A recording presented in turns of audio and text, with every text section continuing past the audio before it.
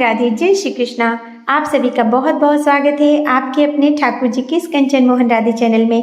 देखिए, हम प्रतिदिन की तरह अपने ठाकुर जी को उठा रहे हैं। हमने ताली की 3 थाप की, घंटी की मधुरती और बड़े ही स्नेह से, बड़े ही भाव से अपने ठाकुर जी को प्रातःकाल उठाना चाहिए। ठाकुर जी लड्डू गोपाल जी भगवान श्री कृष्ण के बाल स्वरूप हैं, तो उनको बड़े ही स्नेह से, जैसे कोई छोटे बालक को उठाता है, इन्हीं भावों के साथ प्रेम पूर्वक उनको सहलाते हुए बड़े ही लाड दुलार के साथ प्रातःकाल उठाना चाहिए। और देखिए, हमारे ठाकुर जी उठ गए हैं, तो अब हम अपने ठाकुर जी को उनकी बैजंती की माला पहनाएंगे, उनकी बांसुरी देंगे और साथ ही तुलसा दल डालकर हम उनको जल भी आग्रह करेंगे। और अमावस्या तिथि पर हम ठाकुर जी की इसी प्रकार से सेवा करते हैं। वैसे तो देखिए, प्रतिदिन हम अपने ठाकुर जी को जल से, गंगा जल से स्नान कराते हैं, लेकिन अमावस्या तिथि पर विशेष रूप से आप पंचामृत स्नान कराएं। यदि पंचामृत स्नान संभव ना हो तो आप गंगा जल, दूध और इस तरह से तुलसा दल पत्र डालकर अवश्य स्नान कराएं। हम अपने ठाकुर जी को आज गाय के कच्चे दूध से स्नान करा रहे हैं। तो देखिए, अमावस्या तिथि बहुत ही विशेष होती है। अमावस्या तिथि का अर्थ ही होता है कि आज के दिन चारों तरफ अंधेरा होता है, नकारात्मकता थोड़ी बढ़ जाती है। तो आज के दिन पितरों के निमित्त दान पुण्य करना चाहिए। हमें अपने पितरों का आशीर्वाद प्राप्त करने के लिए, उनकी कृपा प्राप्त करने के लिए आज के दिन पितरों के निमित्त कुछ पुण्य जरूर करने चाहिए। देखिए, जो हमारे पितृ होते हैं, वैसे तो हमारे सभी पितरों का आशीर्वाद हमारे ऊपर सदैव ही होना चाहिए। आप देवी देवताओं की पूजा एक बार कम कीजिए, लेकिन अपने पितरों को सदैव ही प्रसन्न कीजिए। और अमावस्या पर, पितृपक्ष पर पितरों के लिए जल तर्पण, दीपदान और साथ ही जैसे कौओं को, कुत्तों को, गायों को भोजन अवश्य कराइए। और आप ये काम तो प्रतिदिन कर सकते हैं, लेकिन यदि आपके लिए संभव नहीं तो आप अमावस्या तिथि पर इस बात का नियम बना लें। इससे जीवन में आ रही सभी समस्याएं समाप्त होती हैं, पितृ प्रसन्न होते हैं। और जो हमारे पितृ अब हमारे बीच में नहीं हैं, उनका स्मरण करना चाहिए, उनका धन्यवाद देना चाहिए कि आप हमारे ऊपर सदैव ही आशीर्वाद बनाइए, हम पर कृपा कीजिए और हमारे जीवन में हमारे मनोरथ सिद्ध करने के लिए हमें आशीर्वाद दीजिए।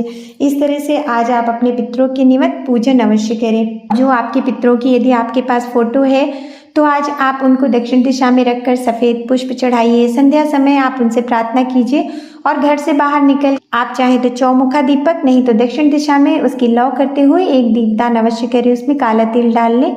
देखिए, हम अपने लड्डू गोपाल जी को दक्षिणावर्ती शंख में पहले जल डालकर, गंगा जल मिलाकर, तुलसा दल पत्र डालकर स्नान करा रहे हैं। उसके बाद हमने गाय के कच्चे दूध से ओम नमो नारायण भगवती वासुदेवाय नमः इस मंत्र का जप करते हुए अपने ठाकुर जी और अपने छोटे ठाकुर जी को स्नान कराया है।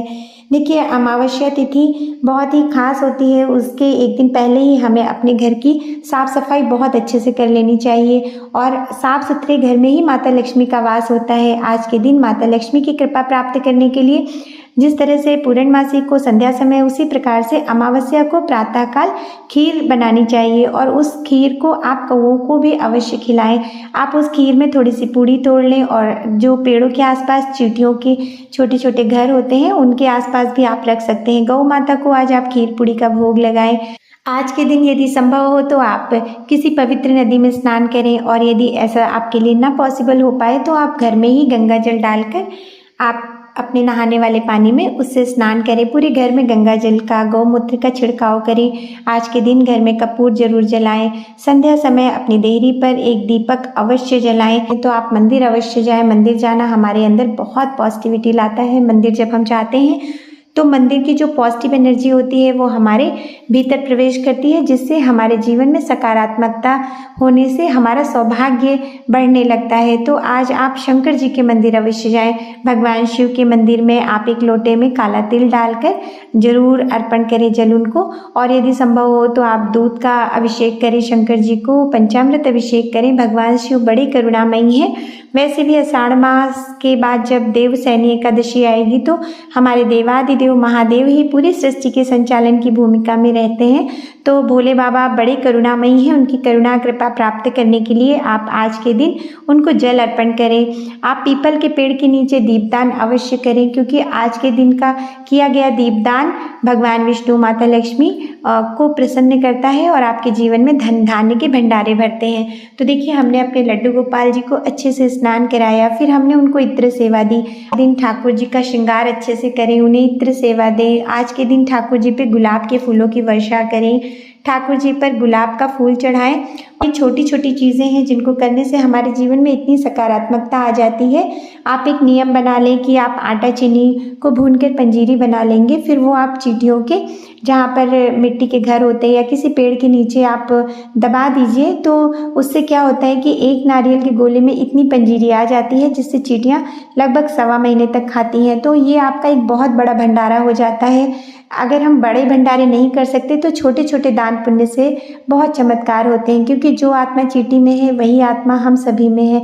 तो आपका दान पुण्य उसी श्रेणी में आता है, चाहे आप 1000 या फिर 1 लाख लोगों को भोजन कराएं या फिर आप 1 लाख चींटियों को इस तरह से दान दें, आपका दान पुण्य समान रूप से ही माना जाता है। गौ सेवा आज के दिन बहुत पुण्य फलदायी होती है। हमने अपने भगवान की पूजा की है, लड्डू गोपाल जी के आगे हमने दीपदान किया है, भोग प्रसाद लगाया है। और आप एक नियम बना लें कि आप प्रतिदिन ना सही पर अमावस्या को अपने घर से दान अवश्य निकालेंगे। तो देखिए, जब हम किसी के निमित्त अनाज का दान करते हैं तो उससे उसकी आत्मा तृप्त होती है और इससे हमारे जो भी रुके हुए काम हैं वो बनने लगते हैं। और जैसा कि मैंने अपने वीडियो के शीर्षक में बताया कि आज हम आपको ऐसे 5 उपाय बताएंगे जिनको आपको अवश्य ही करना चाहिए। वैसे तो देखिए, हमने बहुत सारी बातें ऐसी बताई हैं जो यदि आप अपने जीवन में इनका पालन करते हैं तो आपके जीवन में हर प्रकार से मंगल होता है। लेकिन खास तौर पर आप इन उपायों को करें, जैसे कि यदि आप अपने पूरे घर की सफाई करते हैं और आप वो जितना भी आपके यहाँ कबाड़ है, चाहे पेपर हो, रद्दी हो, उसको आप अमावस्या तिथि पर ही कबाड़ी वाले को बुला कर दें। और जो वो धन आपको मिले, चाहे वो 10 रुपये, 50, 100, 200 जितना भी पैसा हो, उस पैसे से आप अपने घर का राशन लेकर आएँ और वो राशन आप पूरे परिवार के साथ जब खाते हैं तो माता अन्नपूर्णा बहुत प्रसन्न होती है और माँ अन्नपूर्णा की कृपा बहुत प्राप्त होती है। कभी भी भूलकर उन पैसों से दवाइयाँ नहीं लानी चाहिए, क्योंकि जो हम लाएंगे वही हमारे जीवन में बढ़ेगा। तो दूसरा उपाय ये है कि आज के दिन आप 1 लोटे में जल लें, उसमें आप थोड़ा सा अक्षत डालें, समूचे चावल, और उनको किसी ऐसे पौधे में चढ़ाएं जिसमें लाल फूल निकलते हैं। तो ऐसा करने से जो हमारी सोच है वो सकारात्मक होती है और हमारा मनोबल बढ़ता है।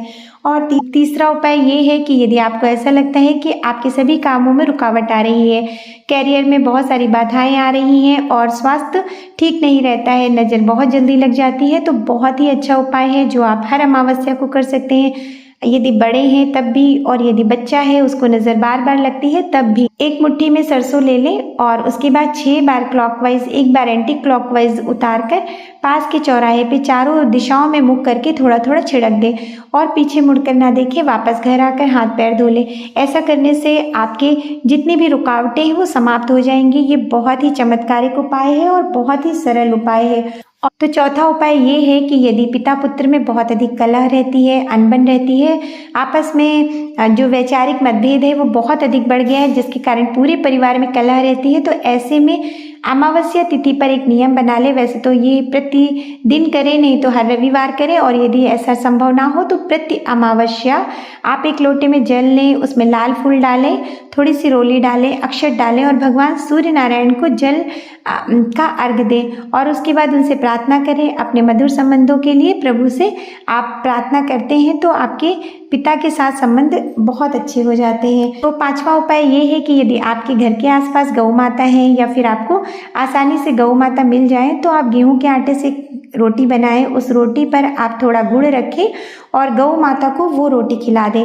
चाहे तो जितनी भी आपको परेशानी आ रही है, आपके घर में समृद्धि रुक रही है, आपकी चीज़ें अच्छी नहीं हो रही हैं, मन अशांत रहता है, तो गौ माता का आशीर्वाद आप इस सरल उपाय से पा सकते हैं और आपके सभी बिगड़े काम बनने शुरू हो जाते हैं। और इस प्रकार से अमावस्या तिथि पर यदि आप ये उपाय करते हैं, संध्या समय अपने मुख्य द्वार पर दीपदान करते हैं, आप अपने घर के बाहर पितरों के निमित्त दीपदान करते हैं, तो उससे आपके जीवन में हर प्रकार से कष्ट दूर होते हैं। आपका जीवन बहुत ही स्मूथ हो जाता है। देखिए, एक बार करने से कुछ नहीं होता, इसका आपको नियम बनाना पड़ेगा। जब आप 2 बार 3 बार अमावस्या को इसका नियम पालन करेंगे, तब आपको इसका शुभ प्रभाव देखने को मिलेगा। आज के दिन भूलकर भी झाड़ू नहीं खरीदनी चाहिए, नहीं तो माता लक्ष्मी रूठ जाती हैं। सर के बाल नहीं कटवाने चाहिए, तेल नहीं लगाना चाहिए, नाखून नहीं काटने चाहिए। इसके साथ ही तामसिक आहार नहीं लेना चाहिए, मांस मछली इनका सेवन कतई नहीं करना चाहिए और नशीली वस्तुओं से दूर रहना चाहिए। तो आप इस प्रकार से पूजन करें। और यदि आपको मेरे वीडियो में कुछ भी अच्छा लगा हो तो प्लीज़ चैनल को लाइक शेयर सब्सक्राइब जरूर करें। श्री हरि नारायण भगवान विष्णु और माता लक्ष्मी की आपके ऊपर सदा सर्वदा कृपा बनी रहे। जय जय श्री राधे।